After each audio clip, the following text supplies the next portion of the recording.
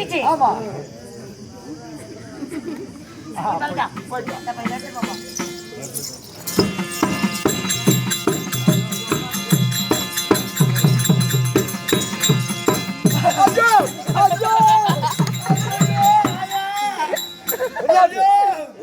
அழகு பார்த்து பயந்துருக்கியா? பயமா இருக்குதுண்ணா. என்னாச்சு? ஐயோ பயமா இருக்குது பாருண்ணா. நல்லா இருக்கு.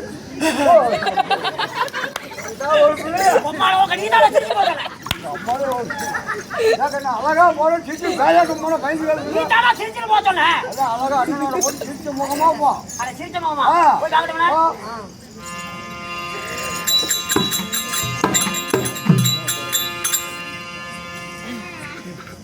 என்னைக்கு பாருடி, நீ பொம்பளை தானா? நீ எல்லாம் பொம்பளையா? பாக்குறியா என்னடி என்ன அதே பொம்பளைங்க? தக்காளி திரி காட்டுறேன். போடி போடி போடி போடி தோச்சலைக்கு வதிகட்ட கூதி. என்னடி என்ன கேட்பாருன்னு கேட்டுருவேன். நான் உள்ள மாதிரி கேட்க மாட்டேன், கேட்டு போடுவேன். உன்னை தேவையானு கேட்டுருவேன். நீயே தாண்டி என்ன என்ன புருஷனோட தக்காளி திரி கேட்பேன்.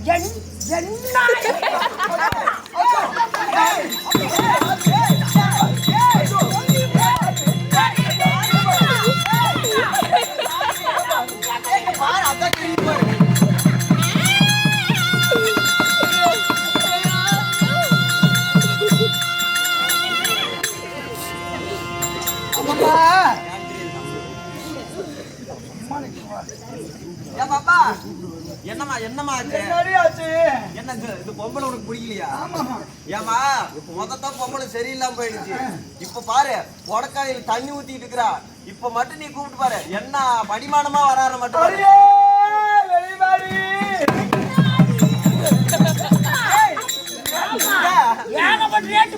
என்ன நினைக்கிறேன்? எதுக்குடி வெட்டி கட்டி உள்ள போடி.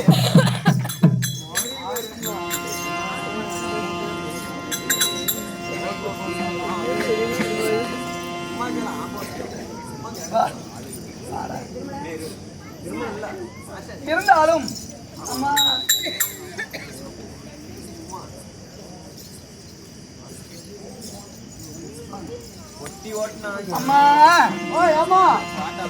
இருந்தாலும்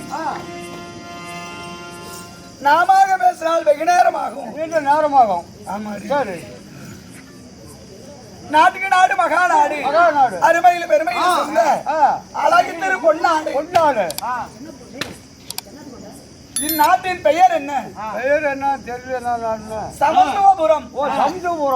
சரிம்மா. சமத்துவபுரம் என்றாலே நம்மளை போல நாடக கலைஞர்களுக்கு சரி.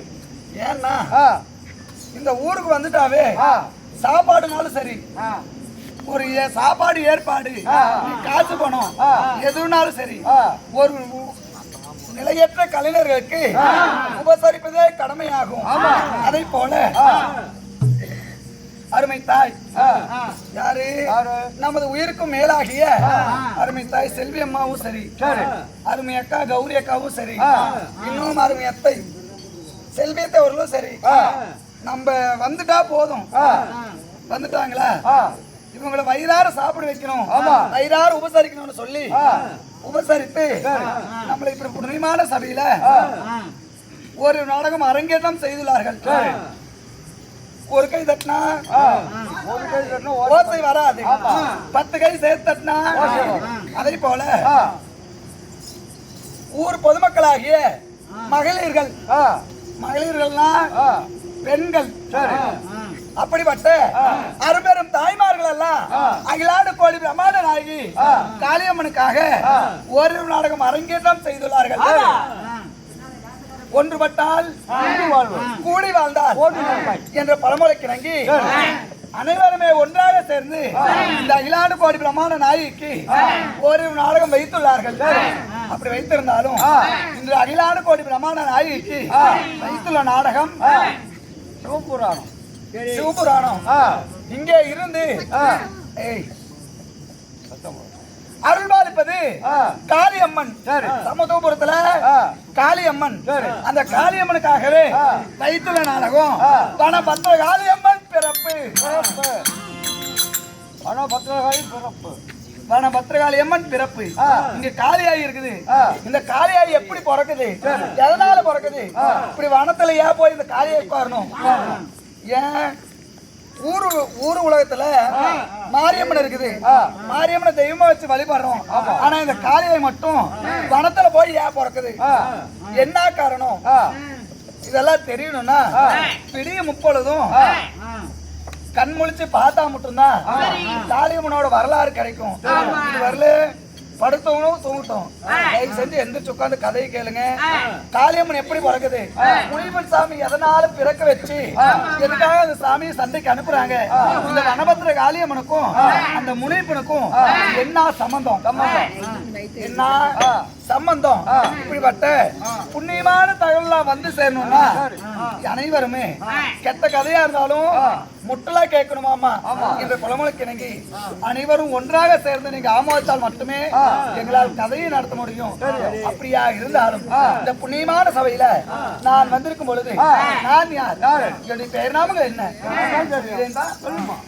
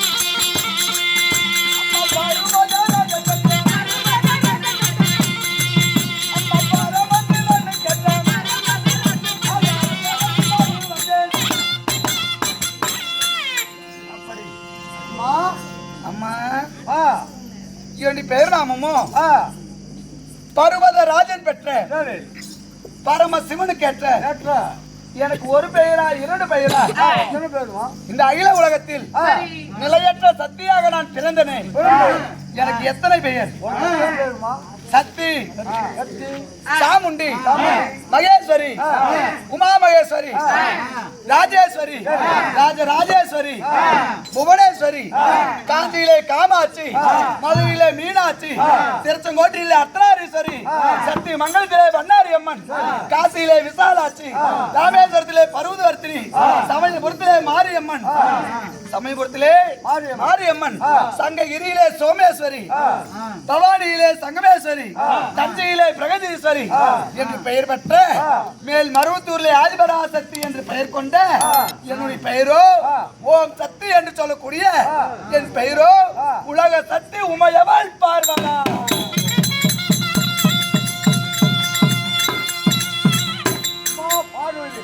உமா பார்வதி அப்படி உலகத்தாய், உலகத்தாய், உலகத்திற்கு தாய், இந்த உலகத்தாய் உமா சக்தி, மாரியும் நானே, காளியும் நானே, சமயபுரத்திலே மாரியம்மனும் நானே. நிலையற்ற தெய்வலாக பிறந்து ஒவ்வொரு அவதாரத்திற்கு ஒரு பெயராக சூட்டி இந்த அகில உலகத்தை நான் படைத்தவளாக இருந்தாலும் அம்மா இருந்தாலும் இந்த உலக சக்தி உமையவள் பார்வதிக்காக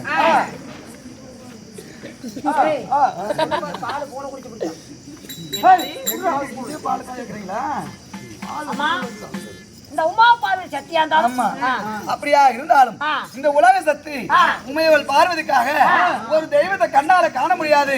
இப்படிப்பட்ட புண்ணியமான சபையில இந்த தெய்வத்திற்கு ஒரு காணி கொடுத்து வாழ்ந்தால் மறுகாணி வளரும் என்ற பழமொழிக்கு இறங்கி இன்னும் நம்முடைய ஆயுளின் தாயாகப்பட்ட அருமை அம்மா ஒரு குழந்தையை பெற்றெடுத்தால் மட்டும்தான் தாய் அல்ல, அந்த குழந்தையை தன் உற்ற குழந்தை போல அரவணைத்தாலே பெற்ற தாய்க்கு சமமா என்ற பழமொழிக்கு இணங்கி எனதருமை தாய் தந்தையாகப்பட்ட செல்வியம்மா அவர்கள் அவர் சொத்துல இருந்து 200 ரூபாயும் பாப்பா பேர் என்ன பேருங்க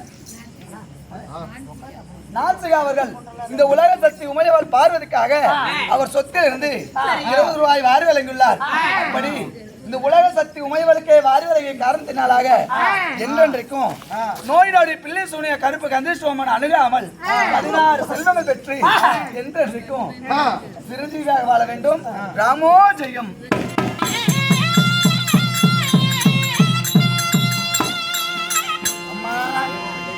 அம்மா இப்படி சக்தி சாமுண்டி உமாமேஸ்வரி நான் எப்படி தெரிஞ்சேன் சொல்றேன்.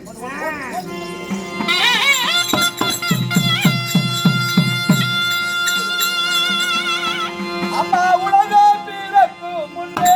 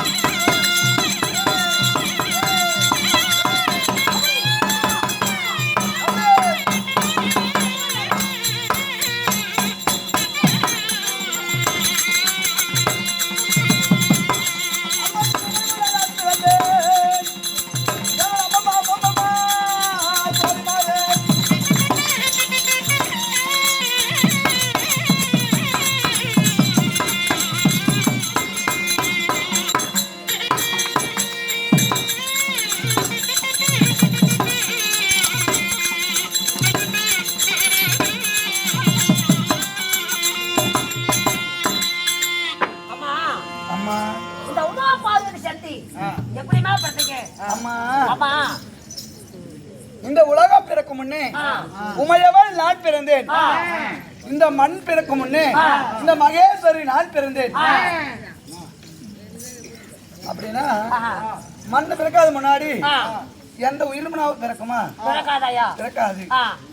சுருக்கமாக சொன்னால் ஆதி மகாமுனிவர் செய்த யாகத்தின் வலிமையாக யாகமாகப்பட்டது நிறைவேறாமல் யாக புண்ணி பலன் இல்லாமல் போக அவர் நீண்ட காலமாக தவம் செய்ய அந்த தவத்தில் இருந்த அவர் எழுந்த உடனே தன்னுடைய உடம்பிலே எங்கு பார்த்தாலும் அழுக்குகள். ஆமாமா. அந்த அழுக்கையெல்லாம் என்ன செய்யறாரு? ஒரு உருளியா வடிவமைத்து கடையில வீசி எறிகிறார். அப்படி வீசி எறியும் பொழுது அந்த அழுக்கை வீசி எறியும் பொழுது அந்த நடுக்கடலிலே ஓம் என்ற சொல் பிறந்தது. ஓம் என்ற சொல். ஆமாடி. அந்த ஓம் என்ற சொல்லிலே இந்த ஓம் சக்தி நான் பிறந்தேன். ஓம் மகாசக்தி நீங்க பிறந்தீங்க. அப்படி நான் பிறந்து நான் பிறக்கும் பொழுது நான் எப்படி பிறந்தேன்? நான் முக்கண்ணோடு பிறந்தேன். முக்கண்ணோடு ஆங்காரமா கோபத்துடன். ஆங்கார கோபத்துடன் முக்கண்ணா பாதி பேருக்கு தெரியாம கூட இருக்கலாம். 3 கண்ணோடு பிறந்தேன். ஏமா இருக்கிறது 2 கண்ணு, உங்களுக்கு மட்டும் 3 கண்ணு. அது எங்க இருக்கு? அது எங்க இருக்குது? ஒரு மனிதருக்கு பிறப்பது 2 கண்கள். ஆமா, வலது கண் இடது கண். ஆனா எனக்கு நெற்றியில ஒரு கண் பிறக்கும் பொழுது அந்த நெற்றிகனை திறந்து பார்த்தால் ஒரு பக்கம் திறந்து பார்த்தேன், மரம் செடி கொடி மரங்கள் ஒன்று உருவாகின. ஒரு பக்கம் திறந்து பார்த்தேன், மலை போல் இருந்த பருவதம் எல்லாம் சம பூமியாக மாறியது. சமபூமியாக ஆ. மறுமாறியது. ஆ. மறுபுறம் கண் திறந்து பார்த்தேன். ஆ. பறவைகள் உயிரின ஜீவனங்களா உற்பத்தியாகின. சரி. இதெல்லாம் படிச்சிட்டோம். ஆ. இந்த உலகத்தை படிக்கணும், ஆ. மனிதர்கள் படிக்கணும். ஆ. என்ன செய்தேன்? ஆ.